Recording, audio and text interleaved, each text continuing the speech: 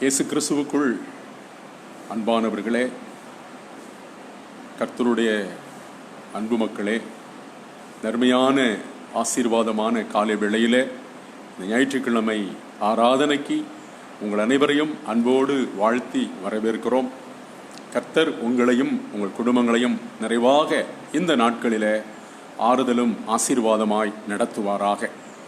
உலகெங்கிலும் பல்வேறு நாடுகளிலிருந்தும் முகநூல் வாயிலாக இந்த தொழுகையிலே, குறிப்பாக இன்றைய பரிசுத்த ஞாயிற்றுக்கிழமையின் ஆராதனை வேளையிலே பங்கெடுக்க வந்திருக்கிறவங்க யாவரையும் கர்த்தருடைய நாமத்திலே நாங்கள் வரவேற்கிறோம். கடவுள் தம்முடைய மிகுந்த கிருபையினாலே இந்த நாளை நமக்கு தந்திருக்கிறார். நமக்கு இந்த நாள் ஆறுதலும் ஆசீர்வாதமாக இருக்கும்படி ஜெபத்தோடு இந்த நாளின் ஆராதனையை நாம் ஆரம்பிப்போம். கர்த்தர் நம்மோடு இருந்து இந்த நாளை ஆசீர்வதித்து தருவாராக. ஜெபிப்போம். நேற்றும் என்றும் என்றும் மாறாதவராயிருக்கிற அன்பின் பரலோக பிதாவே, எங்களை அளவுக்கு அதிகமாக நேசிக்கிற எங்கள் நல்ல தந்தையே, கிருபையாக தந்திருக்கிற அருமையான ஆசீர்வாதமான பரிசுத்த ஓய்வு நாளின் காலை வேளைக்காக ஆண்டவரே உமக்கு நன்றி செலுத்துகிறோம். எங்கள் ஆண்டவராகிய இயேசு கிறிஸ்துவின் உயிர்த்தெழுதல் நாட்களிலே, குறிப்பாக இன்று 6வது வாரத்தை காணும்படியான பெரிய பாக்கியத்தை கடவுள் தந்தீரே, அதற்காக ஸ்தோத்திரம். கடந்த காலமெல்லாம் கண்மணி போல பாதுகாத்து ஆண்டவரே எல்லா வகையான துன்பத்துக்கும் துயரத்துக்கும் எங்களை விலக்கி காத்து இந்த நாளையும் காணும்படியான ஒரு பெரிய பாக்கியத்தை தந்தீரே, அதற்காக ஸ்தோத்திரம். கர்த்தர் எங்களோடு வருவீராக. கர்த்தருடைய ஆவியானவர் எங்களோடு வாசம் பண்ணுவீராக. இந்த ஆராதனையை ஆண்டவர் ஆசீர்வதித்து தருவீராக. சூழ்நிலைகளின் காரணமாக ஆண்டவரே, ஆவியானவரே, ஆலயத்தில் வந்து உம்மை ஆராதிக்க முடியாத கஷ்டம் ஏற்பட்டிருப்பதை கர்த்தர் அறிவீர்.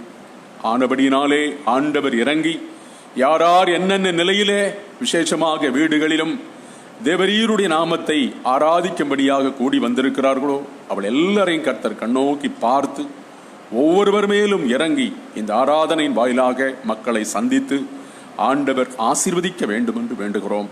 இந்த ஆராதனை கர்த்தருடைய நாமத்திற்கு மகிமையாகவும் ஆண்டவருடைய நாமத்தை ஆராதிக்கிற உமது அடியார்களாகி எங்கள் அனைவருக்கும் ஆசீர்வாதமாகவும் இருக்கும்படி கர்த்தர் உதவி செய்ய வேண்டும் என்று எங்கள் ஆண்டவர் இயேசுவின் இனிய நாமத்தில் ஜெபிக்கிறோம். எங்கள் ஜெபம் கேளும் எங்கள் ஜீவனுள்ள நல்ல பிதாவே, ஆமென். இந்த ஆராதனையின் துவக்கம் பிதா, குமாரன், பரிசுத்தாவி நாமத்தில் உள்ளது. ஆமென். கர்த்தருடைய நாமத்திற்கு மகிமையாகவும் இந்த ஆராதனைக்கு ஆரம்பமாகவும் 116வது கீர்த்தனை பாடுவோம். ஆவாரும் நாம் எல்லாரும் கூடி மகிழ் கொண்டாடுவோம் என்கின்றதான பாடல்.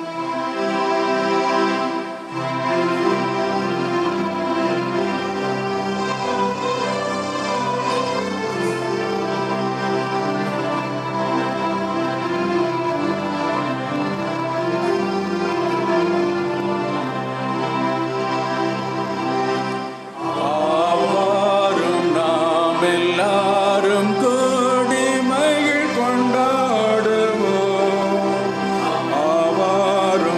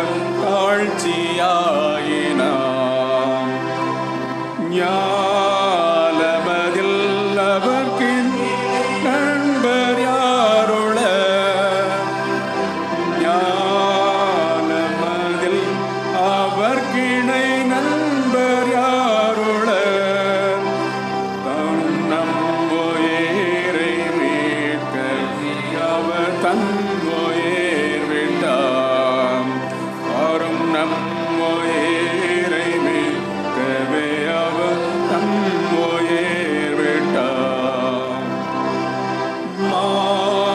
கொடிதான சாவி வலிமை நீக்கியே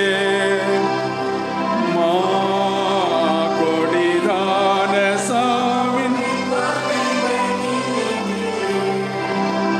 இந்த மண்டலத்தின் உயிர்த்தவர் விண்டலம் சென்றார். இந்த மண்டலத்தின் உயிர்த்தவர் விண்டலம் சென்றார். ஆவிகட்காய் பரனில் அறிந்து வேண்டியே ஆவிகட்காய் பரனில் அறிந்து வேண்டியே அவர் பட்சம் வைத்தரும் கொழுவரை ரட்சை செய்கிறார். அவர் பட்சம் வைத்தரும் கொழுவரை ரட்சை செய்கிறார். 98ஆம் சங்கீதத்தை யாவரும் சேர்ந்து வாசிப்போமாக. சங்கீதம் 98. கர்த்தருக்கு புதுப்பாட்டை பாடுங்கள், அவர் அதிசயமானவைகளை செய்திருக்கிறார். அவருடைய வலது கரமும் அவருடைய பரிசுத்த புயமும் அவருக்கு வெற்றி அளித்தன. கர்த்தர் தமது வெற்றியை பிரஸ்தாபப்படுத்தி தமது நீதியை புறஜாதிகளின் கண்களுக்கு முன்பாக வெளிப்படுத்தினார். இஸ்ரவேல் குடும்பத்துக்கு தாம் பாராட்டின கிருபையும் உண்மையும் நினைவு கூர்ந்தார். பூமியின் எல்லைகளெல்லாம் நமது கடவுள் அடைந்த வெற்றியை கண்டன. பூமியின் குடிகளே, நீங்கள் எல்லாரும் ஆர்ப்பரித்து கர்த்தரை பாடுங்கள், முழக்கமிட்டு கெம்பீரமாய் பாடுங்கள், புகழ்ந்து பாடுங்கள். சுரமண்டலத்தால் கர்த்தரை புகழ்ந்து பாடுங்கள், சுரமண்டலத்தாலும் கீத சத்தத்தாலும் அவரை பாடுங்கள். கர்த்தராகிய ராஜாவின் சன்னிதானத்தில் பூரிகைகளாலும் எக்கால சத்தத்தாலும் ஆனந்தமாய் ஆர்ப்பரியுங்கள். சமுத்திரமும் அதன் நிறைவும் பூச்சக்கரமும் அதன் குடிகளும் கர்த்தருக்கு முன்பாக முழங்குவதாக. ஆறுகள் கைகொட்டி மலைகள் ஏகமாய் கெம்பீரித்து பாடுவதாக. அவர் பூமியை நியாயந்திருக்க வருகிறார். பூச்சக்கரத்தை நீதியாகவும் ஜனங்களை நேர்மையாகவும் அவர் நியாயந்தீர்ப்பார். இன்றைய நாளுக்குரிய திருமறை பகுதிகளை முறையாக வாசிக்க கேட்போம். அப்போஸ்தலர் நடவடிக்கைகளின் புஸ்தகம் 10ஆம் அதிகாரம் வசனங்கள் 34 முதல் 48 வரையிலான வசனங்களிலே குறிப்பிடப்பட்டிருக்கிறது. அப்போஸ்தலர் 10ஆம் அதிகாரம் 34 முதல் 48 வரையிலான வசனங்களை வாசிக்க கேட்போம்.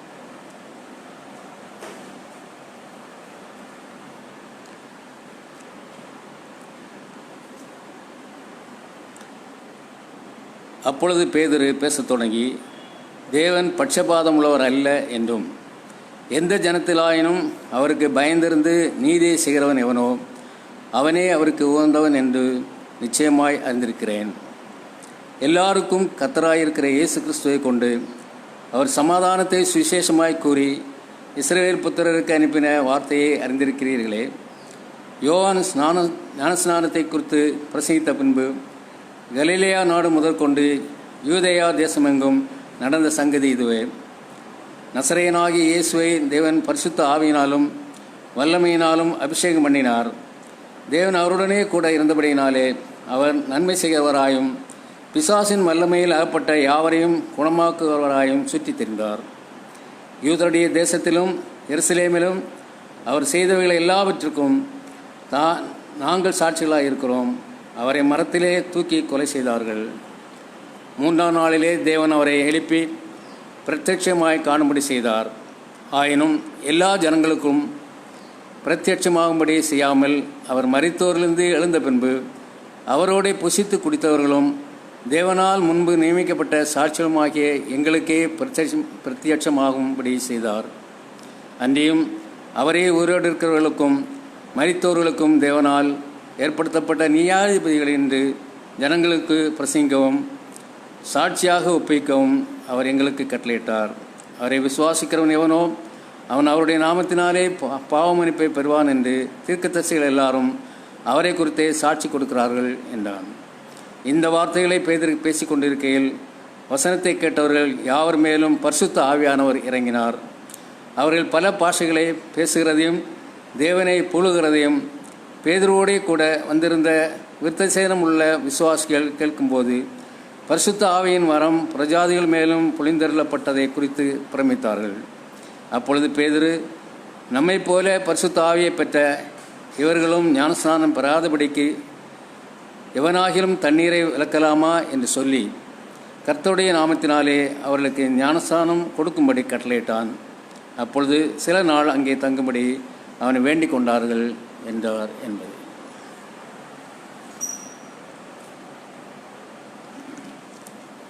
நடபடிகளின் புஸ்தகத்திலிருந்து வாசிக்க கேட்டோம். நிருப வாக்கியம் வாசிக்க கேட்போமாக. அது பரிசுத்த யோவான் எழுதிய முதலாவது நிருபம் 5ஆம் அதிகாரம் வசனங்கள் 1 முதல் 8 வரையிலான வசனங்களிலே குறிப்பிடப்பட்டிருக்கிறது. 1 யோவான் 5ஆம் அதிகாரம் வசனங்கள் 1 முதல் 8 முடிய. இயேசுவானவரே கிறிஸ்து என்று விசுவாசிக்கிற எவனும் தேவனால் பிறந்திருக்கிறான். பிறப்பித்தவரிடத்தில் அன்பு கூறுகிற எவனும் அவரால் பிறப்பிக்கப்பட்டவனிடத்திலும் அன்பு கூறுகிறான். நாம் தேவனிடத்தில் அன்பு கூர்ந்து அவருடைய கற்பனைகளை கை கொள்ளும் போது தேவனுடைய பிள்ளைகளிடத்தில் அன்பு கூறுகிறோம் என்று அறிந்து கொள்ளுகிறோம். நாம் தேவனுடைய கற்பனைகளை கை கொள்வதே அவரிடத்தில் அன்பு கூறுவதாம். அவருடைய கற்பனைகள் பாரமானவைகளும் அல்ல. தேவனால் பிறப்பதெல்லாம் உலகத்தை ஜெயிக்கும்.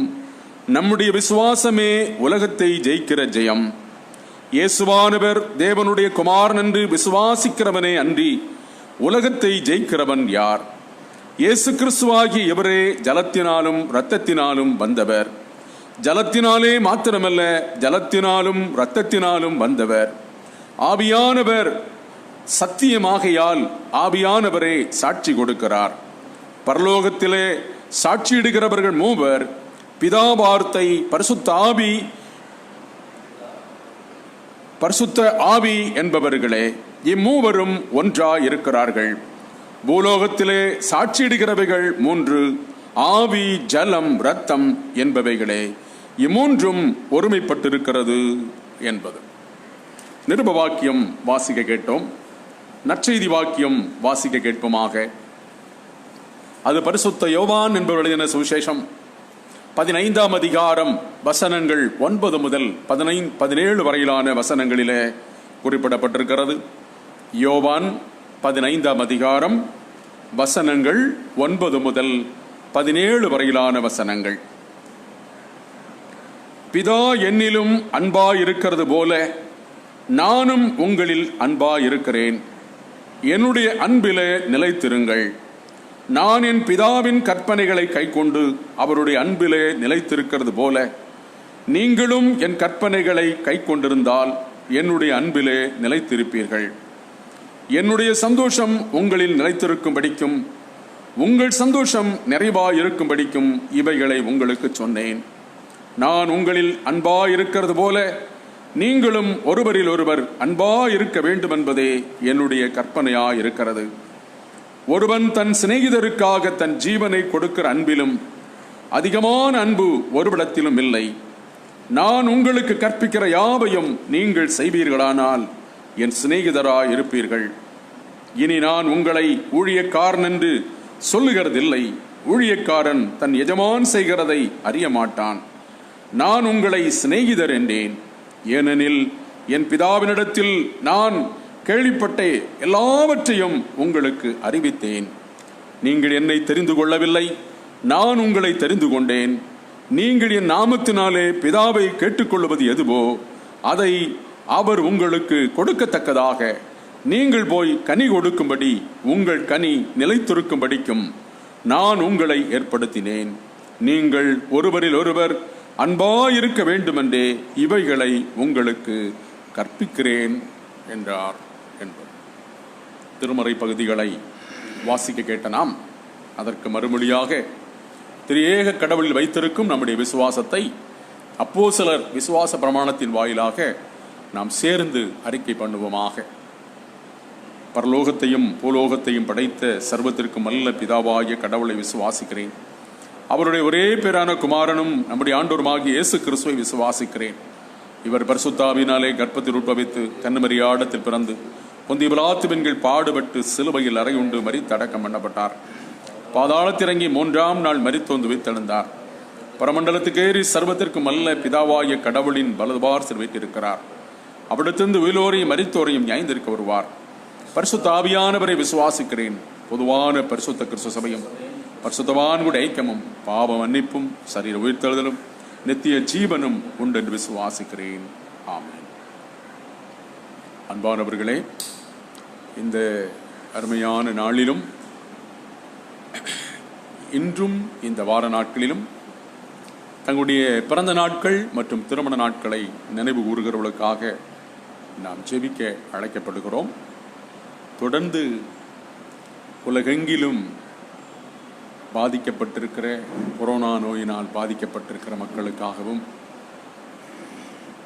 வெகு விரைவாக இந்த நோயினுடைய தாக்கம் கடந்து போகவும் நோய்வாய்ப்பட்டிருக்கிற மக்கள் எல்லாரும் விடுதலை அடையவும் கடவுளை நோக்கி நாம் ஜெபிக்க அழைக்கப்படுகிறோம். முதலாவதாக விசேஷத்த ஜெபமாக பிறந்த நாள் மற்றும் திருமண நாட்களை நினைவு கூறுகிற அன்பு சகோதர சகோதரிகளுக்காக நாம் ஜெபிப்போம். அளவில்லாத இரக்கமுள்ள கடவுளே, எங்களை நேசிக்கிறதான எங்கள் நல்ல தகப்பனை, அருமையான காலை வேளையிலே ஆசீர்வாதமான இந்த ஆராதனை வேளையிலே பங்கெடுக்கும் மிகப்பெரிய பாக்கியத்தை கடவுள் எங்களுக்கு தந்தீரே, அதற்காக ஸ்தோத்திரம். இன்றும் இந்த வார நாட்களிலும் தங்களுடைய பிறந்த நாட்கள் மற்றும் திருமண நாட்களை நினைவு கூறுகிற ஆண்டவரே, அருமையான உம்முடைய மக்களுக்காக உம்முடைய பாதத்திலே கடந்து வருகிறோம். அன்பு சகோதர சகோதரிகளை கடவுள் கண்ணோக்கி பாரும். இந்த இக்கட்டான நாட்களிலும் கடவுள் இறங்கி இதோ ஒரு புதிய வயதை காணக்கூடிய பாக்கியத்தை நீர் கொடுத்திருக்கிறீரே, அதற்காக ஸ்தோத்திரம்.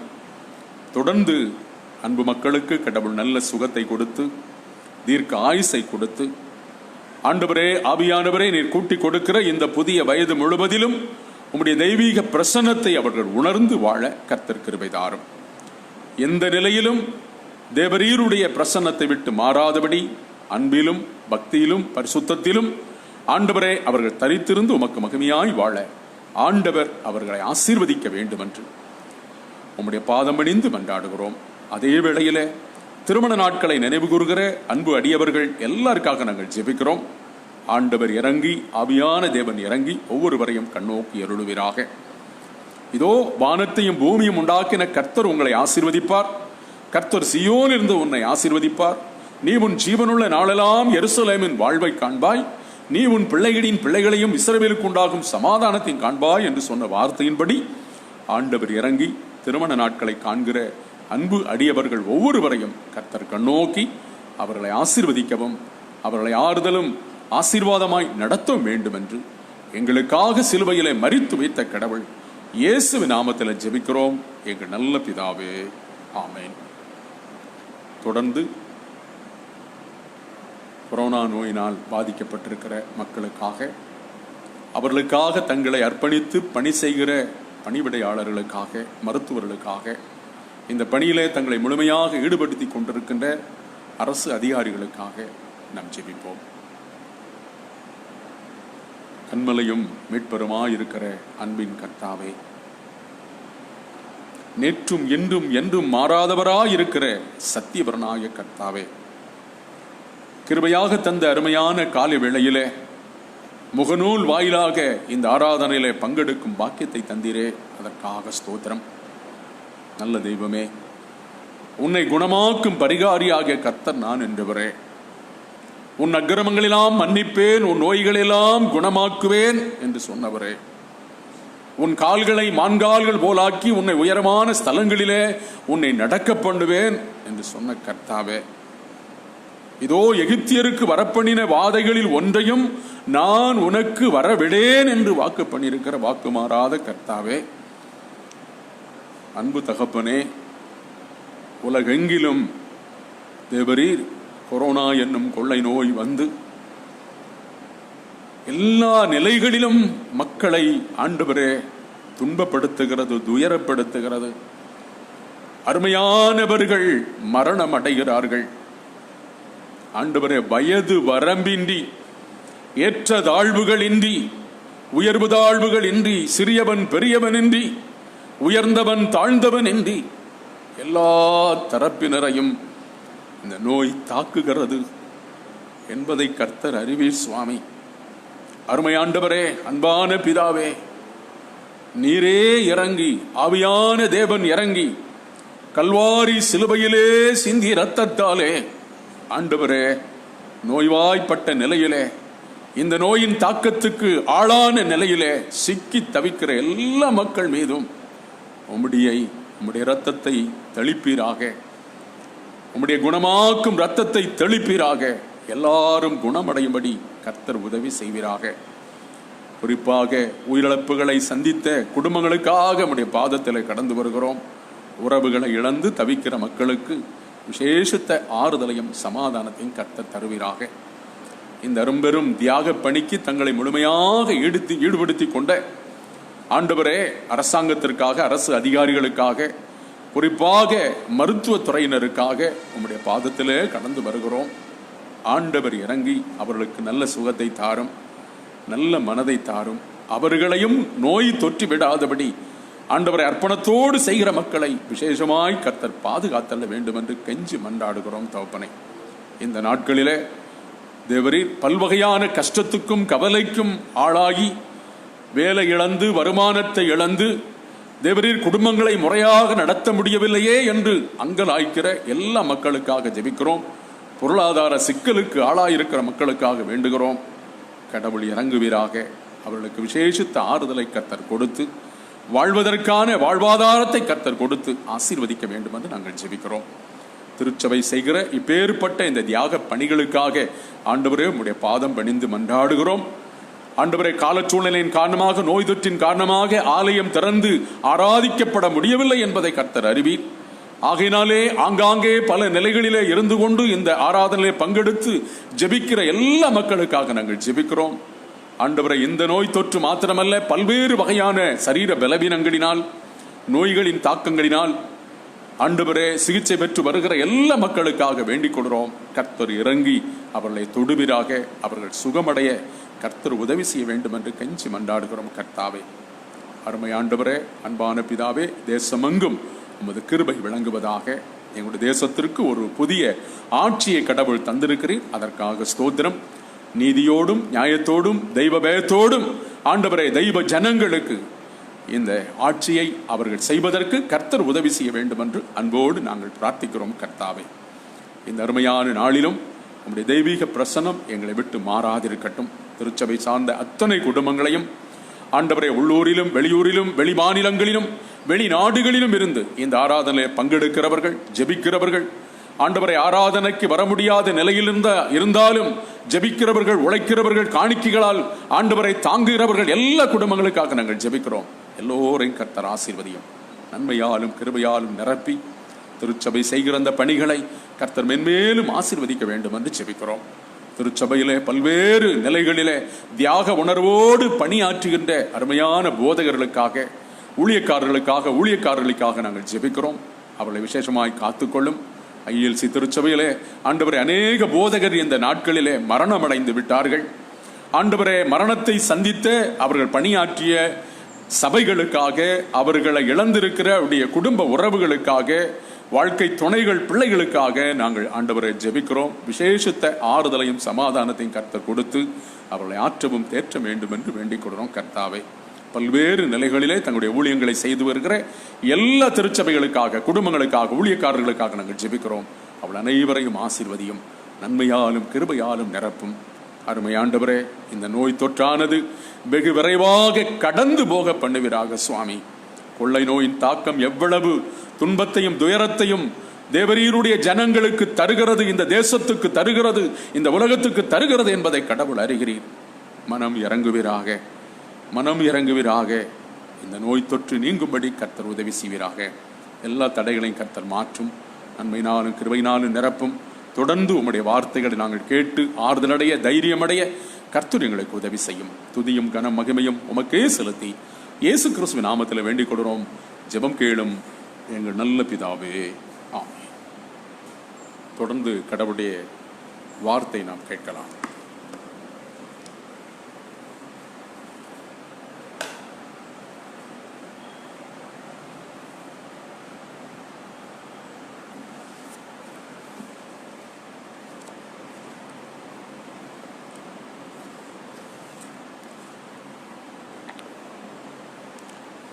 நம்முடைய பிதாவாகிய கடவுளிடமிருந்தும் கர்த்தராகிய இயேசு கிறிஸ்துவிடமிருந்தும் இந்த நாளில் உங்கள் யாவருக்கும் கிருபையும் சமாதானமும் பெருக கடவுதே. ஆமென். கிறிஸ்துவில் மிகவும் பிரியமானவர்களே, மீண்டும் ஒரு ஞாயிற்றுக்கிழமை காலையில் முகநூல் வாயிலாக உலகம் முழுவதிலும் இருந்து நாம் இணைந்து கர்த்தரை ஆராதிக்கவா, ஆண்டவருடைய திருவார்த்தைகளை தியானிக்கவும் தேவன் நமக்கு கிருபை செய்தார். கிறிஸ்து உயிர்த்தெழுதலின் பண்டிகைக்கு பிந்தின 5வது ஞாயிற்றுக்கிழமையாகிய இன்றைய தினத்தில் நம்முடைய தியானத்துக்காக தந்திருக்கிற இறை வார்த்தை நாம் இன்றைக்கு வாசித்த 1வது திருமுறை பகுதி அப்போஸ்தலர் நடவடிக்கைகள் புஸ்தகம் 10ஆம் அதிகாரம் 34 முதல் 48 வரை உள்ள வசனங்கள். அதில் 42 43 வசனங்களை மட்டும் நான் வாசிக்கிறேன். அப்போஸ்தலர் 10ஆம் அதிகாரம் 43ஆம் வசனமும் 44ஆம் வசனமும். அவரை விசுவாசிக்கிறவன் எவனோ அவன் அவருடைய நாமத்தினாலே பாவ மன்னிப்பை பெறுவான் என்று தீர்க்கதரிசிகள் எல்லாரும் அவரை குறித்து சாட்சி கொடுக்கிறார்கள் என்றார். இந்த வார்த்தைகளை பேதுரு பேசிக் கொண்டிருக்கையில் வசனத்தை கேட்டவர்கள் யாவர் மேலும் பரிசுத்த ஆவியானவர் இறங்கினார். 42ஆம் வசனம், அன்றியும் அவரே உயிரோடு இருக்கிறவர்களுக்கா மரித்தோர்களுக்கா தேவனால் ஏற்படுத்தப்பட்ட நியாயாதிபதி என்று ஜனங்களுக்கு பிரசங்கிக்கவா சாட்சியாக ஒப்புவிக்கவும் அவர் எங்களுக்கு கட்டளையிட்டார் என்பது. ஜெபிப்பார். நல்ல தகப்பனே, அப்பா, உம்முடைய நல்ல நாமத்தை ஆராதிப்பதற்கு எங்களுக்கு நீ தந்த நல்ல வாய்ப்புக்காய் ஸ்தோத்திரம். கொரோனா பெருந்தொற்று என்று சொல்லக்கூடிய இந்த பயங்கரமான காலகட்டத்தில் யார் எங்களை விடுவிப்பா, யார் எங்களுக்கு உதவி செய்வார் என்று கலக்கத்தோடு இருக்கிற உம்முடைய பிள்ளைகளை இந்த வார்த்தையின் மூலமாக நீ சந்திக்கிறதற்காய் ஸ்தோத்திரம். உம்முடைய வார்த்தைகள் ஆவியும் ஜீவனுமாக இருக்கிறபடியினால இந்த வார்த்தைகளை உணர்வுள்ள இருதயத்தில் கேட்டு கீழ்ப்படிய உதவித்தார். இயேசு கிறிஸ்துவின் நாமத்தில் பிதாவே, ஆமென். கிறிஸ்துவில் மிகவும் பிரியமானவர்களே, இன்றைக்கான சங்கீத பகுதி 98வது சங்கீதம் 2வது வசனம் சொல்லுகிறது, கர்த்தர் தமது இரட்சிப்பை பிரஸ்தாபமாக்கி தமது நீதியை ஜாதிகளுடைய கண்களுக்கு முன்பாக விளங்க பண்ணினார். 1வது வசனம், கர்த்தருக்கு புதுப்பாட்டை பாடுங்கள், அவர் அதிசயங்களை செய்திருக்கிறார், அவருடைய வலது கரமும் அவருடைய பரிசுத்த புயமும் இரட்சிப்பை உண்டாக்கினது. நம்மை உண்டாக்கின தேவாதி தேவன் இந்த உலகத்தில் நமக்கு இரட்சிப்பையும் உண்டாக்கி வைத்திருக்கிறார். மறந்துவிடக்கூடாது. ஜெர்மன் தேசத்திலே மிகவும் பிரசித்தி பெற்ற ஓவியன் ஸ்டான்ஸ்பர்க் அவர் ஒரு முறை சொன்னார், நாம் நெருக்கடியான நேரத்தில் கஷ்டமான சூழ்நிலையில நாம பதட்டப்படாம கொஞ்சம் உற்று நோக்கினால், அதாவது நம்மை உண்டாக்கின தேவனை உற்று நோக்கினால், அவர் நமக்கு வைத்திருக்கிற ரட்சிப்பு என்ன என்பது நம்முடைய கண்களுக்கு புலப்படும். எப்படி ஆபிரகாம் ஈசாக்கை பலி செலுத்துவதற்காக கொண்டு போய் அவனை பலிபீடத்தில் கிடத்தி கத்திய ஓங்கின போது தேவதூதன் அவனை தடுத்து அவனுக்கான பதில் ஆட்டுக்குட்டி அந்த புதரில் உற்று பார்த்தபோது அவன் கண்களுக்கு தெரிந்ததோ, அதுபோல நம்முடைய நெருக்கங்களில், வேதனைகளில், ஆபத்துகளில், வியாதிகளில் எனக்கு எங்கே விடுதலை இருக்கிறது என்று சொன்னா, ஆண்டவரை நோக்கி பார்த்தா, விசுவாசத்தோடு நம்முடைய கண்களை ஆண்டவருக்கு நேராக உயர்த்தி பார்த்தா, ஆண்டவரே நமக்கு ரட்சிப்பாய் இருப்பது நமக்கு தெரியுமா?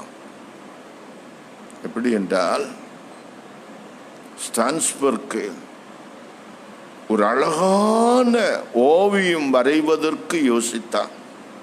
அதற்கு மாடலாக ஒரு ஜிப்சி இளம் பெண்ணை தேடிக்கொண்டு தெரிந்தார். ஒரு நாள் அவர் தெருவில் நடந்து போகும்போது அவருடைய கண்களில் ஒரு இளம் ஜிப்சி பெண் நடந்து போவதை பார்த்தாள். அவளிடத்தில் போய் சொன்னாலேம்மா, நான் ஒரு ஓவியம் வரைய விரும்புகிறேன், நீ அதற்கு மாடலாக வருகிறாயா? உனக்கு நிறைய பணம் தருகிறேன், நீ கேட்கிற பணத்தை தருகிறேன் என்று சொன்னான். அவளும் சரி என்று சொல்லி ஓவிய கூடத்துக்கு போனான். ஓவிய கூடத்தில் அவளை ஒரு இடத்துல உட்கார வைத்து கொண்டு இவள் அவளை மாடலாக வைத்து தான் நினைத்து அந்த படத்தை வரைந்து கொண்டிருக்கிறார். இந்த ஜிப்சி இளம் பெண் மாடலாக இருந்து கொண்டிருக்கிறாள். அவள் உற்று பார்க்கிறாள். பக்கத்தில் பாதி வரைந்த ஒரு ஓவியம் இருக்கிறது. அந்த ஓவியத்தில் சிலுவையில் ஒருவர் அறையப்பட்டிருக்கிறார். அந்த ஓவியம் இன்னும் வரைந்து முடியவில்லை, பாதி வரைந்த நிலையில் இருக்கிறது. அவள் ஸ்டான்ஸ்பர்க்கை கேட்கிறாள், ஐயா,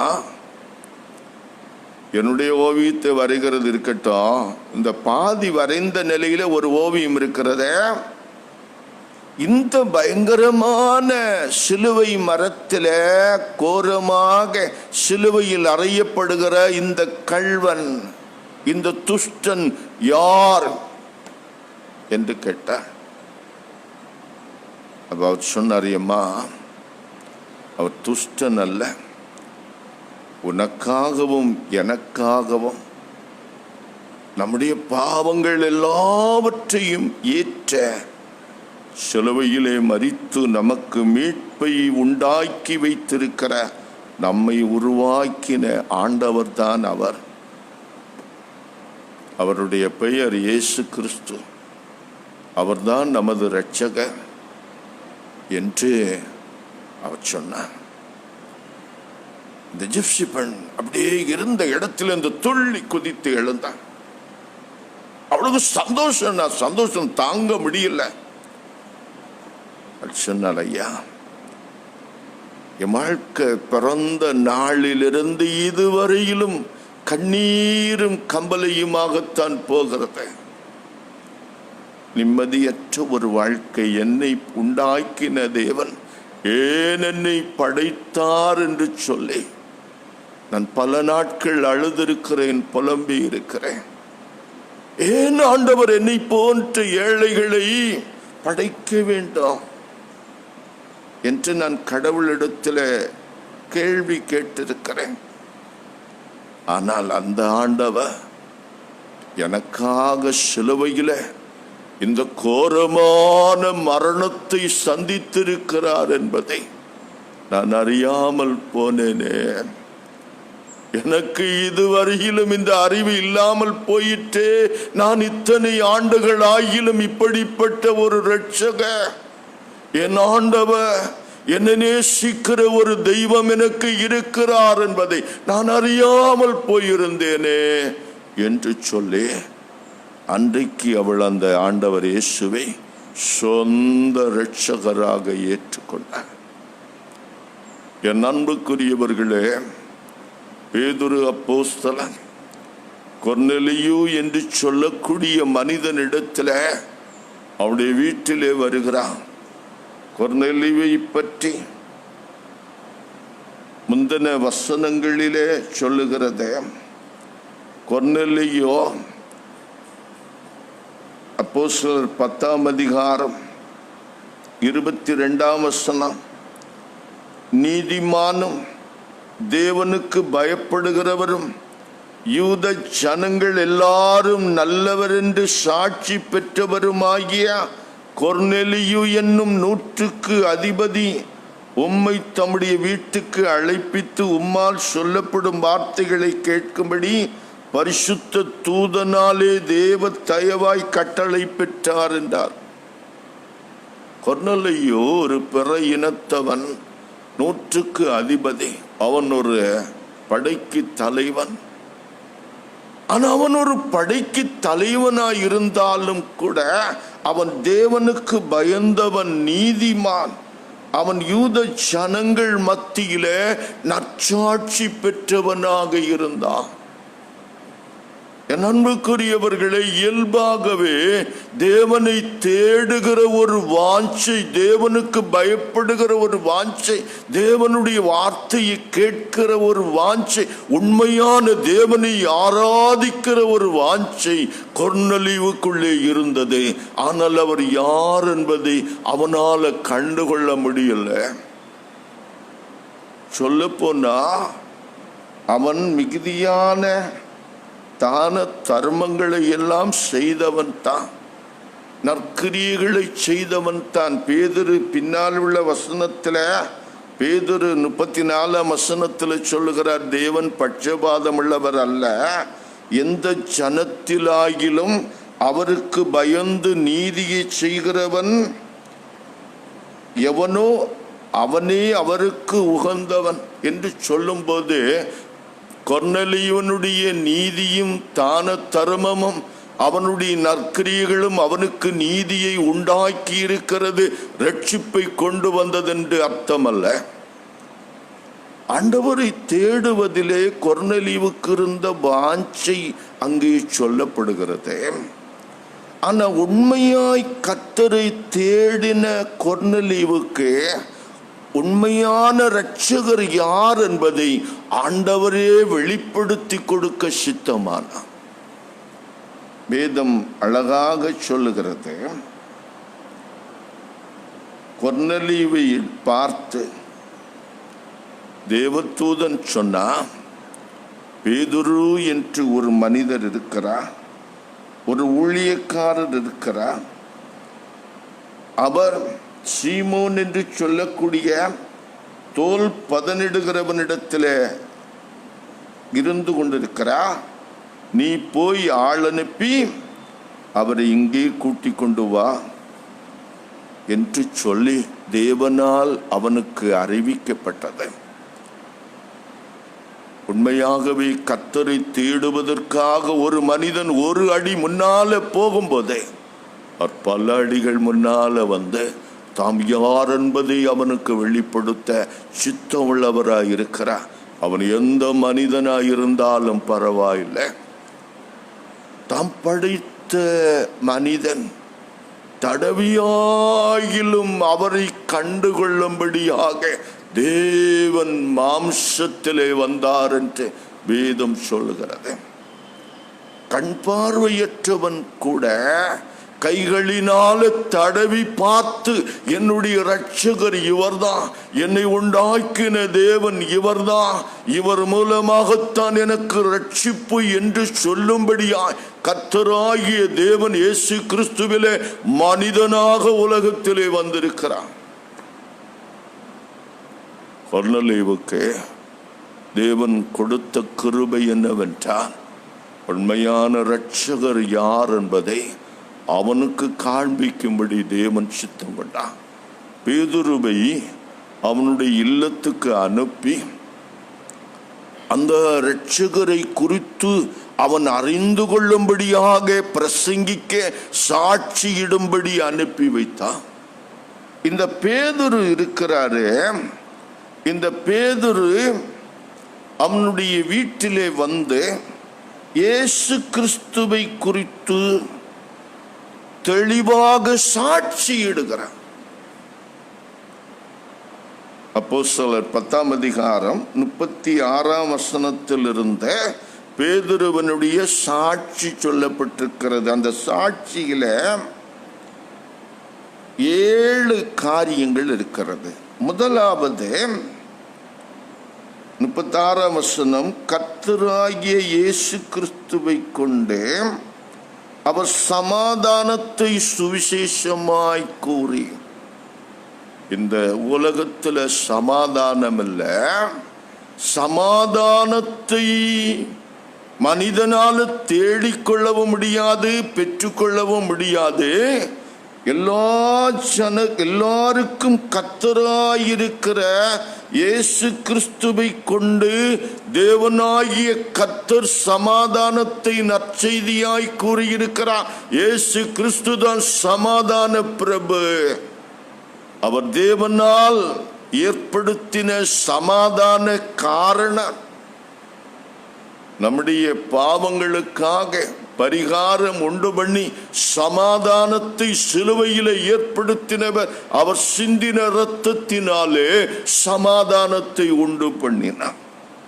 அவர் சமாதானத்தை நற்செய்தியாக இந்த உலகத்தின் எல்லா மனிதர்களுக்கும் கொண்டு வந்திருக்கிறார்.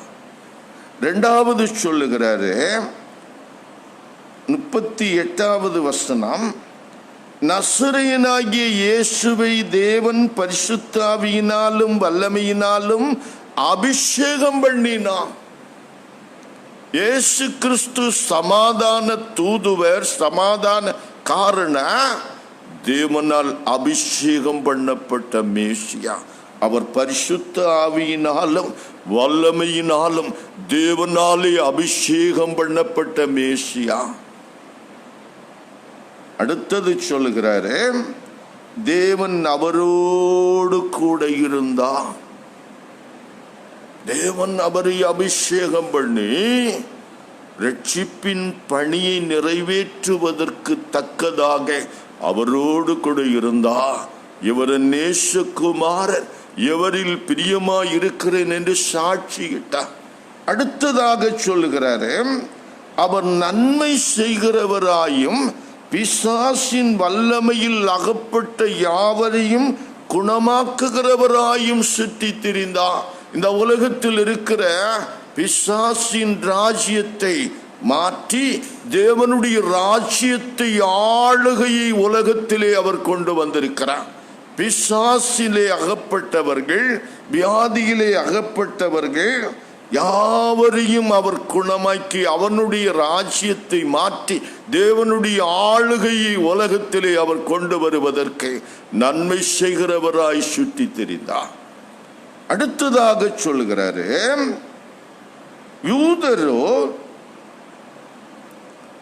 யூதருடைய தேசத்திலும் எருசலேமிலும் அவர் செய்தவர்கள் எல்லாவற்றுக்கும் நாங்கள் சாட்சிகள். அவரை மரத்திலே தூக்கி கொலை செய்தார்கள். 3ஆம் நாளிலே தேவன் அவரை எழுப்பி பிரத்யட்சமாய் காணும்படி செய்தார். நன்மை செய்கிறவராக பிசாசின் ஆளுகையை மாற்றி சாத்தானுடைய அதிகாரத்தில் இருந்து மக்களை விடுதலை செய்து தேவனுடைய ஆளுகைக்குள்ளே, தேவனுடைய அதிகாரத்துக்குள்ளே கொண்டு வரும்படியாக நன்மை செய்கிறவராய் சுற்றி திரிந்த தேவனுடைய குமாரனை, தேவனால் அபிஷேகம் பண்ணப்பட்ட மேசியாவை, தேவன் கூட இருந்த தேவகுமாரனை இந்த உலகத்திலே மனிதர்கள் என்ன செய்தார்கள்? மரத்திலே தூக்கி கொலை செய்தார்கள். அடுத்து சொல்லுகிறாரு, 3ஆம் நாளிலே தேவன் அவரை எழுப்பி பிரத்யட்சமாய் காணப்பட்டார். நீங்கள் மரத்திலே தூக்கின இயேசு கிறிஸ்துவை தேவன் உயிரோடு எழுப்பினார், அதற்கு நாங்கள் சாட்சிகள் என்பதுதான் பேதுருவினுடைய ஆரம்ப காலத்திலிருந்தே வருகிற பிரசங்கம். ஜீவாதிபதியை கொலை செய்தீர்கள், தேவன் அவரை உயிரோடு எழுப்பினார், நாங்கள் சாட்சிகள்.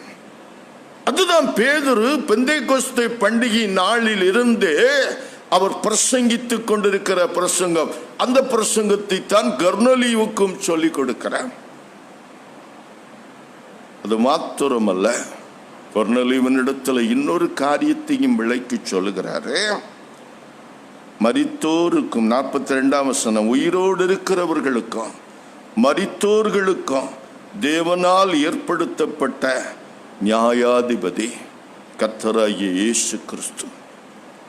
இந்த உலகத்தில் அவரை விசுவாசிக்கிறவன் விசுவாசியாதவன் அவன் இவன் என்று அல்ல, ரெண்டே பேர் தான். இன்றைக்கு உயிரோடு இருக்கிறவர்கள் ஏற்கனவே மரித்து போனவர்கள் என்று உலகத்தை ரெண்டாக பிரித்து சொல்லும்போது பேதுரு சொல்லாரு, இந்த உலகத்தில் தேவனால படைக்கப்பட்ட அத்தனை மனிதர்களுக்கும் இயேசு கிறிஸ்து தான் ரட்சகர், இயேசு கிறிஸ்து தான் நியாயாதிபதி. தேவன் இயேசு கிறிஸ்துவை கொண்டு இந்த உலகத்தின் நியாயம் தீர்க்க திட்டமிட்டிருக்கிறார். ஒரு நாளை குறித்திருக்கிறார். அந்த நாளிலே உலகத்தில் உள்ள எல்லா ஜனங்களையும் இயேசு கிறிஸ்துவை கொண்டு தேவன் நியாயம் தீர்க்க போகிறார். மனுஷன் செய்கிற நன்மைக்காயிலும் தீமைக்காயிலும் தகுந்த பலனை அடையும்படிக்கு கிறிஸ்துவின் நியாயாசனத்துக்கு முன்பாக எல்லா மனிதரும் வந்தாக வேண்டும் என்பது தேவனுடைய திட்டம், தேவனுடைய நோக்கம். அதை மாற்ற எவராலும் முடியாது. அப்ப கொர்நேலியுவுக்கு தன்னுடைய சுயமுயற்சியினால தேவனை தேட நினைத்த கொர்நேலியுவுக்கு இப்பந்தான் புரிகிறது, என்னுடைய முயற்சிகளும் தருமங்களும் நற்கிரியைகளும் ஒன்றும் கிடையாது, எனக்காக ஒரு ரட்சகரை ஒரு மீட்பரை என்னை உண்டாக்கின தேவன் ஏற்படுத்தி இருக்கிறார். இயேசு கிறிஸ்து தான் அவர் என்னுடைய ரட்சகர், என்னுடைய நியாயாதிபதி என்று சொல்லி கொர்நேலியு அவரை ஏற்றுக்கொண்டார். வேதம் பிந்தின வசனங்களில் சொல்லுகிறது, வசனத்தை கேட்ட யாவர் மேலும் பரிசுத்த ஆவியானவர் ஊற்றப்பட்டார். கடைசியில சொல்லுகிறது, அவன் குடும்பமாய் ஞான ஸ்நானம் பெற்று திருச்சபைக்குள்ள சேர்த்து கொள்ளப்பட்டான். என் அன்புக்குரியவர்களே, பேதுரு இயேசு கிறிஸ்துவை குறித்து அறிக்கையிட்ட அறிக்கை, அவன் கொடுத்த சாட்சி கொர்நேலியு குடும்பமாக இயேசு கிறிஸ்துவை அறிந்து கொள்வதற்கும் விசுவாசித்து ஏற்றுக்கொள்வதற்கும் ஒரு தூண்டுதலாக இருந்தது. இன்றைக்கு ஆண்டவர் நம்மிடத்தில் விரும்புகிறது அதுதான். இயேசு கிறிஸ்துவை அறிந்திருக்கிற விசுவாசிகள் அவரை குறித்து சாட்சியிடும்படி அழைக்கப்படுகிறார். வேதம் அழகாக சொல்லுகிறது, விசுவாசிக்கிறவன் இயேசு கிறிஸ்துவின் மூலமாக பாவ மன்னிப்பை பெறுகிறான். 43ஆம் வசனம் அப்போஸ்தலர் 10:43-44 சொல்லுகிறாரு, அவரை விசுவாசிக்கிறவன் எவனோ அவன் அவருடைய நாமத்திலே பாவ மன்னிப்பை பெறுவான் என்று தீர்க்கதரிசிகள் எல்லாரும் சொல்லி சாட்சி கொடுக்கிறார்கள். 44ஆம் வசனத்துல இந்த வார்த்தைகளை பேசி கொண்டிருக்கும் போது வசனத்தை கேட்டவர்கள் யாவர் மேலும் பரிசுத்த ஆவியானவர் இறங்கினார். இயேசு கிறிஸ்துவை விசுவாசிக்கிறவன் அவன் பாவ மன்னிப்பை பெற்றுக் கொள்கிறான். பரிசுத்த ஆவியானவருடைய பலத்தினால விசுவாசத்துக்குள்ள வரும்போது பாவ மன்னிப்பின் நிச்சயம் நமக்கு உண்டாயிருக்கிறது. என் அன்புக்குரியவர்களே, இந்த கொரோனா பெருந்தொற்று காலத்துல நாம குறைந்த அளவிலாகிலும் நம்முடைய இரட்சகர் இயேசு கிறிஸ்துவை சாட்சியிடுவதற்கு அறிக்கையிடுவதற்கு அழைக்கப்படுகிறோம். இன்றைக்கான நிருப பகுதி 1 யோவான் 5ஆம் அதிகாரம் 1 முதல் 8 வரையிலும் உள்ள வசனங்களிலே யோவான் அப்போஸ்தலன் சொல்கிறார், இயேசு கிறிஸ்துவை விசுவாசிக்கிறவன் தேவனால் பிறந்தவன். தேவனால் பிறக்கிறது உலகத்தை ஜெயிக்கும். அவரிலே அன்பு கூறுகிறவன் அவருடைய கற்பனைகளை கைக்கொள்ளுகிறான். நாம ஆண்டவருடைய வார்த்தையை கைக்கொண்டு அவரில் அன்பு செய்யும் போது, அவரை விசுவாசிக்கிறவர்களாய் இருக்கும் போது நாம உலகத்தை ஜெயிக்க முடியும். எந்த சூழ்நிலையா இருந்தாலும், எப்பேற்பட்ட கொரோனா இருந்தாலும், எவ்வளவு பயங்கரமான இழப்புகள் இருந்தாலும் பதட்டப்படாமல் பயப்படாமல் ஆண்டவருக்காக நாம உறுதியாய் நிற்க முடியும். ஏனென்றால் நமக்குள் இருக்கிறவர் உலகத்தில் இருக்கிறவனை பார்க்கிலும் பெரியவராய் இருக்கிறார். அவர் ஜீவனுள்ள தேவன் நமக்குள்ள இருக்கும்போது நமக்கு பயம் வராது. நம் நம்பிக்கையோடு எந்த சூழ்நிலைகளையும் எதிர்நோக்குவோம். நாம் என்ன செய்யணும்? அவருடைய வசனத்துக்கு கீழ்ப்படிந்தே அவரை அன்பு செய்யணும். யோவான் நற்செய்தி நூல் 15ஆம் அதிகாரத்தில் 9 முதல் 17 வரையிலும் உள்ள வசனங்களிலே ஆண்டவர் இயேசு சொல்லுகிறாரு, என்னில் அன்பாயிருந்தால் என் கற்பனைகளை கை கொள்ளுவீர்கள். நீங்கள் போய் கனி கொடுக்கவும் அந்த கனி நிலைத்திருக்கவும் நான் உங்களை ஏற்படுத்தினேன். நாம ஆண்டவருடைய வார்த்தையை கை கொள்ளுகிறோம், ஆண்டவரை அன்பு செய்கிறோம், ஆண்டவருடைய வார்த்தைக்கு கீழ்ப்படுகிறோம் என்பதை கனிவுள்ள வாழ்க்கை மூலமாக நாம உலகத்துக்கு வாழ்ந்து காட்டினா போதும். இந்த உலகத்திலே மனுஷர்கள் நம்முடைய நற்கிரியை கண்டு பரலோகத்தின் தேவனை மைமைப்படுத்தும்படி இயேசு கிறிஸ்துவுக்குள்ளான நம்முடைய ஜீவனுள்ள விசுவாசம் நற்கனிகள் மூலமாக வெளிப்பட்டா போதும். வேதனையோடு கண்ணீரோடு கவலையோடு இருக்கிற மக்கள் மத்தியில இந்த நெருக்கடியான காலத்தில் யாரங்களை ரட்சிக்க முடியும்? யாரங்களை விடுவிக்க முடியும்? யாரங்களை இந்த கொள்ளை நோயிலிருந்து தப்புவிக்க முடியும் என்று கண்ணீரின் பள்ளத்தாக்குகளை கடந்து சென்று கொண்டிருக்கிற மக்கள் நடுவில் உங்களுக்கு ஆண்டவர் இருக்கிறார். நம்மை நேசிக்கிற ஒரு தெய்வம் இருக்கிறார். நம்மை அன்பு செய்கிற ஒரு தெய்வம் இருக்கிறார். எந்த நெருக்கடியில் இருந்து நம்மை விடுவிக்க வல்லமை உள்ள ஒரு தேவகுமாரன் இயேசு இருக்கிறார். அவர் நமக்காக சிலுவையிலே மரித்து அக்கம் பண்ணப்பட்டு உயிர்த்தெழுந்தவராய் இருக்கிறார். மரணத்தை வென்றவராய் இருக்கிறார் என்பதை நம்முடைய வாழ்க்கையின் மூலம், கனிவுள்ள ஜீவியத்தின் மூலம் சாட்சியிட ஆண்டவர் உங்களையும் என்னையும் இன்றைக்கு அழைக்கிறார். திருச்சபை இன்றைக்கு அழைக்கப்படுகிறது. நாம் ஒப்பு கொடுப்போமானால் நிச்சயமாய் அநேகர் ஆண்டவருடைய அன்பை அறிந்து அவரை விசுவாசிக்க அது ஏதுவாக இருக்கும். டிஜே பக், அவர் டென்மார்க் தேசத்தை சார்ந்த ஒரு ஊழியக்காரன். அவர் 18 வயசுல கர்த்தராகிய இயேசு கிறிஸ்துவை இரட்சகராக ஏற்றுக்கொண்டவர். அவர் இயேசு கிறிஸ்து உண்மையான ஆண்டவர் இரட்சகர் என்று ஏற்றுக்கொண்டது ஒரு சின்ன சம்பவம்.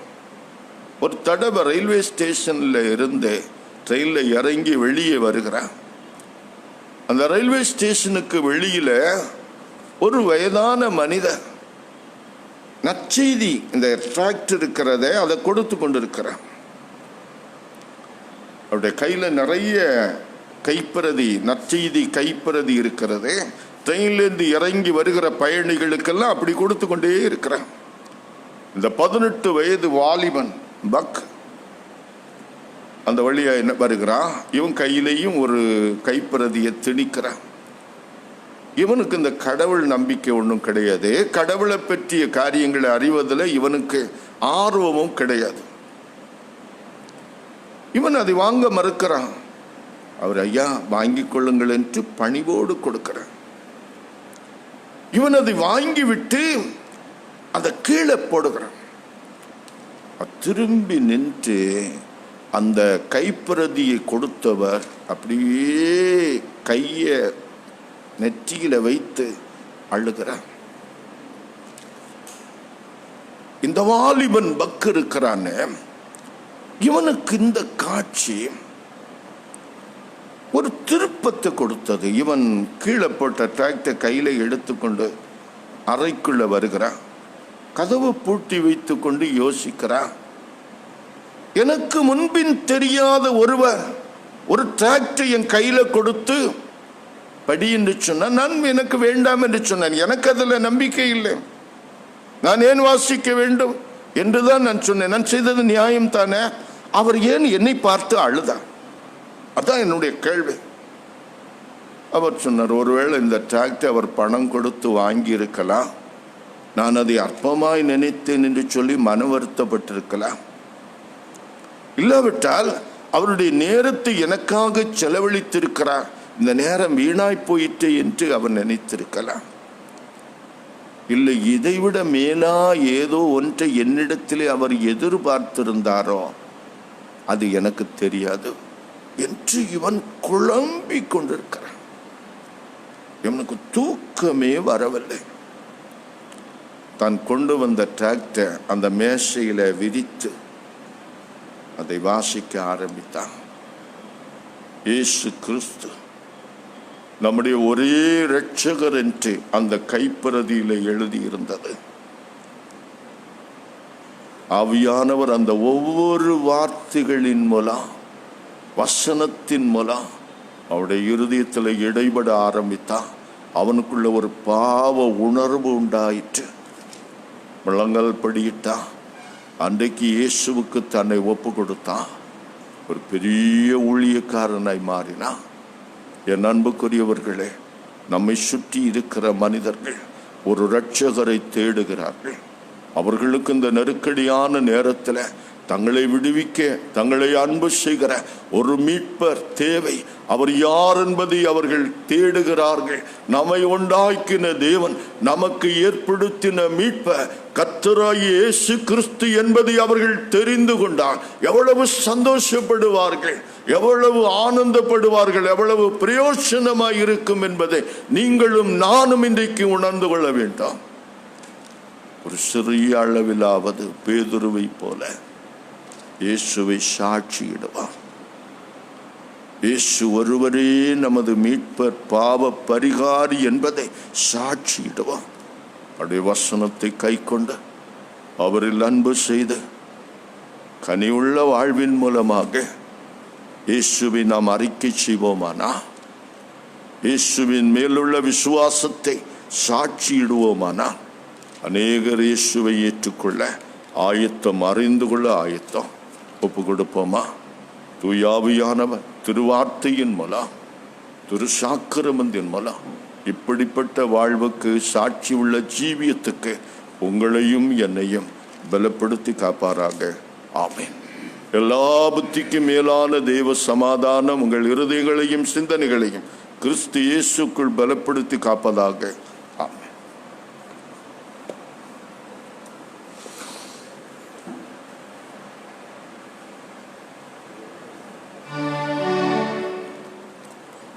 அன்புக்குரியவர்களே, நல்ல வார்த்தைகளை நாம் கேட்கும்படி கடவுள் நமக்கு அருள் புரிந்தார். நாம் கேட்ட வார்த்தைகளை மையமாக கொண்டு கடவுளுக்கு நன்றி சொல்லி ஜெபம் செய்வோம்.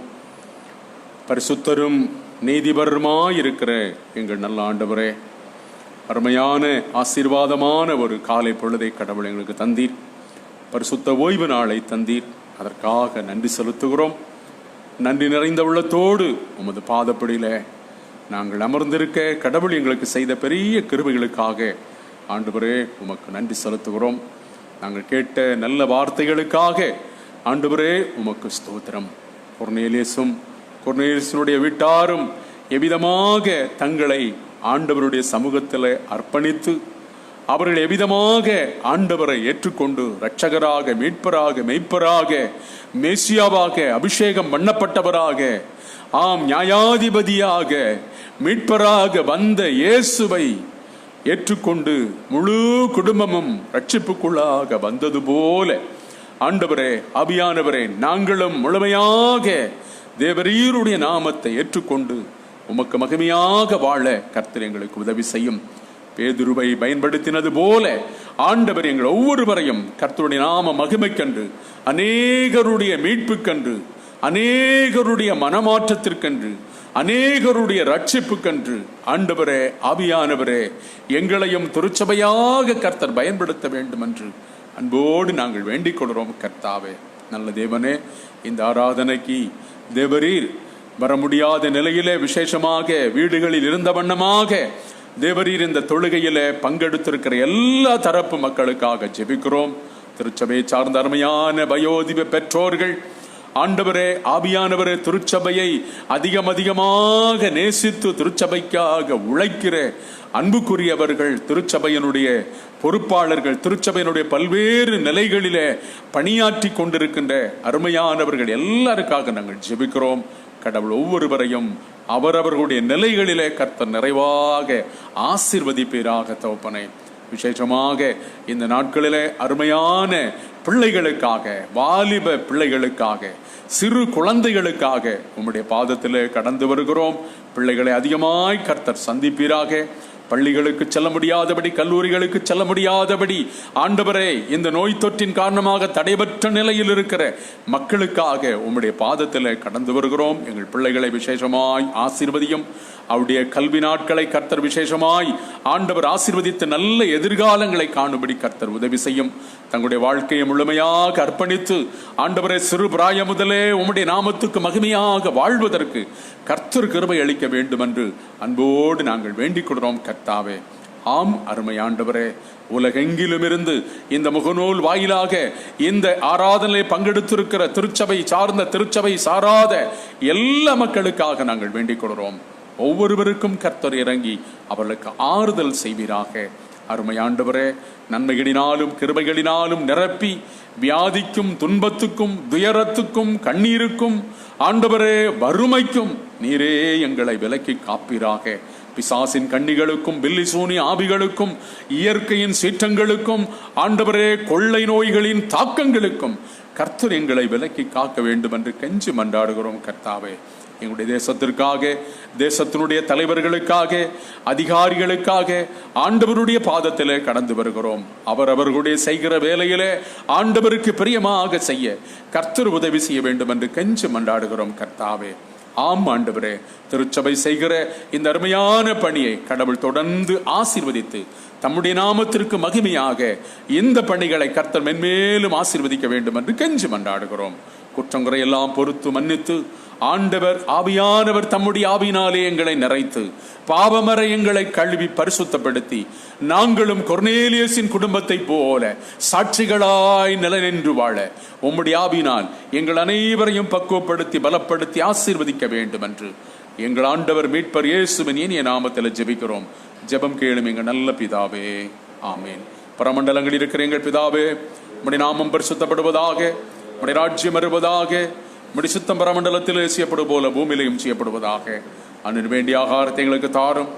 எங்கள் கடனாளிகளுக்கு நாங்கள் மன்னிக்கிறது போல எங்கள் பாவக்கடங்களை மன்னியும். எங்களை சோனிக்கப்பட பண்ணாமல் தீமின் ரட்சித்தருளும். ராஜ்யமும் வல்லமையும் மகிமையும் என்னென்றைக்கும் உடையவைகளே, ஆமேன். இப்பொழுது 472வது ஞான பாடலை பாடுவோம். பகலோன் கதிர் போலுமே இயேசுவின் ராஜரீகமே என்கிறதான பாடல்.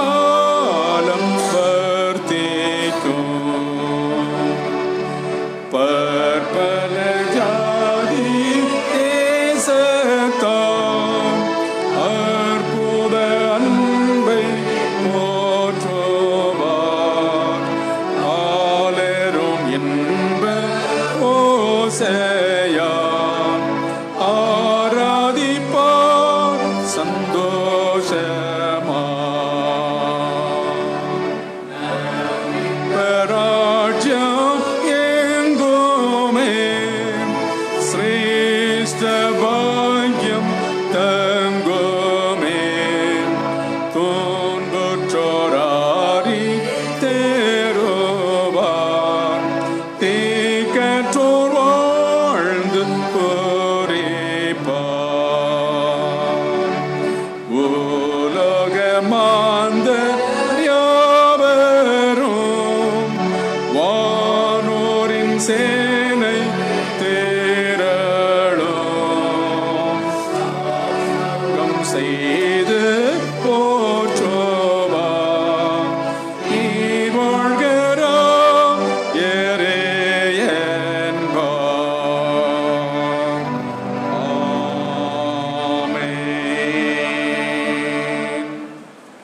அன்புக்குரியவர்களே, ஆலயத்திலே ஆராதனை நடைபெற முடியாத சூழ்நிலை இருந்தாலும் நோய் தொற்றின் காரணத்தினால் பல்வேறு நிலைகளிலே வீடுகளிலிருந்து அருமையான மக்கள் தங்களுடைய உழைப்பையும் ஜெபங்களையும் அதிகமாக இந்த நாட்களிலே காண்பித்து வருகிறீர்கள். குறிப்பாக காணிக்கைகளை அநேக குடும்பங்கள் காணிக்கைகளை கொடுத்து அனுப்பியிருக்கிறீர்கள். கர்த்தர் உங்களையும் உங்கள் காணிக்கைகளை ஏற்று நிறைவாக ஆசீர்வதிப்பார். ஆகையினாலே நாம் படைத்திருக்கிற காணிக்கைகளுக்காக ஜெபித்து தேவ ஆசீர்வாதம் பெறுவோமாக. சர்வத்திற்கும் வல்லமையுள்ள கடவுளே, நாங்கள் உறுதியான விசுவாசத்தில் உமக்கு ஊழியம் செய்யவும் உம்முடைய நாமத்தை அறிக்கையிடுவதிலே முடிவறிந்த நிலைத்திருக்கவும் உமது வார்த்தை கட்டப்பட்டிராமல் அதன் தன்மைக்கேற்றபடி தாராளமாய் கிறிஸ்துவனுடைய பரிசுத்த ஜனத்தின் மகிழ்ச்சிக்கும் வளர்ச்சிக்கும் பிரசங்கிக்கப்படும்படி உமது பரிசுத்த ஆவியானவரையும் பரத்திருந்து வருகிறதான ஞானத்தையும் உமது திருச்சபைக்கு தந்தள வேண்டும் என்று உம்முடைய பாதம் பணிந்து மன்றாடுகிறோம். எங்களை நேசிக்கிற ஆண்டவரே, அருமையான இன்றைய நாளை கர்த்தருடைய வாழ்க்கையிலே தந்தீர்.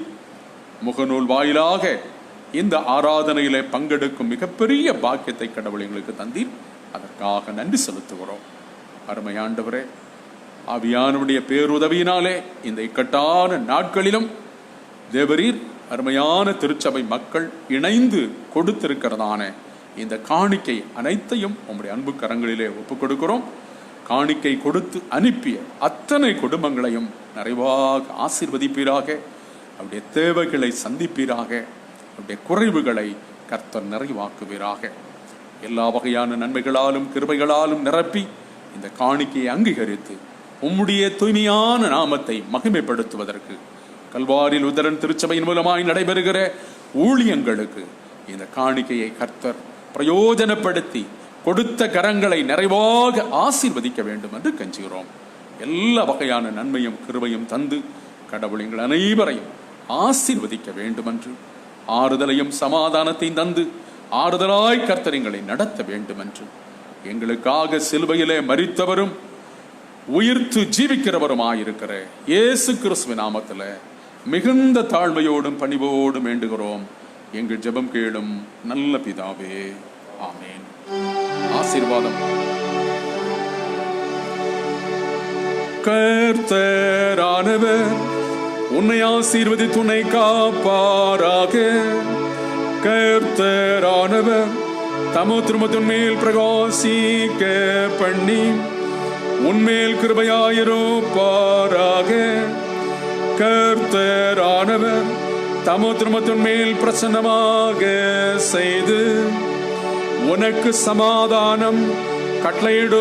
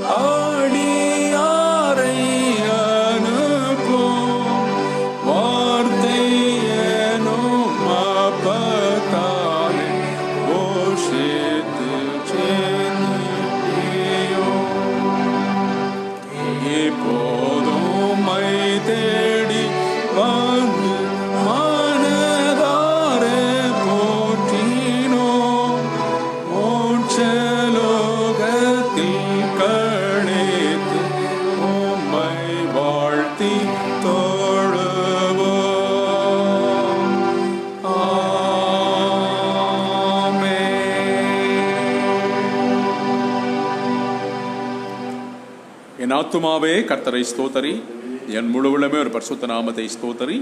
என் ஆத்துமாவே கர்த்தரை ஸ்தோத்தரி, அவர் செய்த சகல உபகாரங்களையும் மறவாதே. ஆமேன். அன்புக்குரியவர்களே, முகநூல் வாயிலாக நடைபெற்றதான இந்த ஆராதனையில பங்கெடுத்த உங்கள் அனைவரையும் கர்த்தர் ஆசீர்வதிப்பாராக. உங்கள் குடும்பங்களை ஆசீர்வதிப்பாராக. தைரியத்தோடும் நம்பிக்கையோடும் தொடர்ந்து ஜெபத்திலே தரித்திருங்கள். கடவுள் நல்ல சூழ்நிலைகளை கர்த்தர் வாய்க்க பண்ணி தருவார். நம்மையும் நம்முடைய குடும்பங்களையும் ஆண்டவர் எல்லா தீமைக்கும் விலக்கி காத்துக் கொள்வார். குறிப்பாக உலகின் பல்வேறு நாடுகளிலே ஆண்டவரே, இந்த நோயினால் பாதிக்கப்பட்டவர்கள் சுகமடையும்படி வேண்டிக் கொள்கிறோம் என்று சொல்லி அதிகமாக நீங்கள் ஜெபம் பண்ணுங்க. குறிப்பாக நம்முடைய IELCலையும் ஏறக்குறைய 2-3 போதகர்கள் மரணம் அடைந்து விட்டார்கள். அப்படிப்பட்ட போதகர்களை இழந்திருக்கிற குடும்பங்களுக்காகவும் நீங்கள் ஜெபித்துக் கொள்ளும்படியாக உங்களை அன்போடு கேட்டுக்கொள்கிறோம். கர்த்தர் உங்களையும் உங்கள் குடும்பங்களையும் நிறைவாக ஆசீர்வதிப்பாராக.